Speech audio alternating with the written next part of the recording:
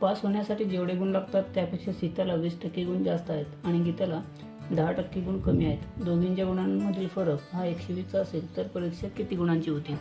आता समजा परीक्षा ही 100 गुणांची होती असे मानूया, म्हणजे x गुणांची होती असे मानूया.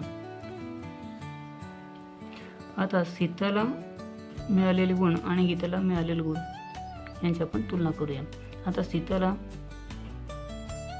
20% गुण अधिक मिळालेले आहेत आणि गीताला 10% गुण हे कमी मिळालेले आहेत. म्हणजेच ज्या ठिकाणी 400 पैकी सीताला 100 गुण मिळायला पाहिजे होते त्या ठिकाणी तिला 120 गुण मिळाले, म्हणजेच 400च्या 120%. आणि गीताला ज्या ठिकाणी 100 मिळायला पाहिजे होते त्या ठिकाणी तिला फक्त 90च मिळाले, म्हणजे एक्सच्या एकूण गुणांच्या 90/100%. 100. आता दोघांतील फरक आपल्याला तो 120 दिलेला आहे. दोघांच्या गुणांतील फरक, दोघींच्या गुणांतील म्हणजेच काय तर 120/100 x वजा 90/100 x बरोबर 120. आता 120 मधून छेद समान आहे म्हणून आपण वजाबाकी करू शकतो.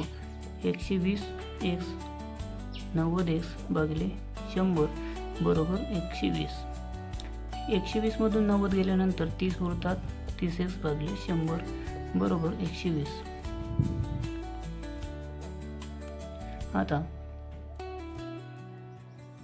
100 इकडे गुणिले आहेत 120ला भागिले, 100 इकडे भागिले आहेत 120ला गुणिले होईल.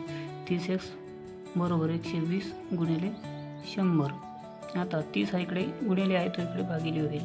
120 गुणिले 100 भागिले 30. आता 30ने 120ला भाग द्या. 30 × 30 30 × 20 असे.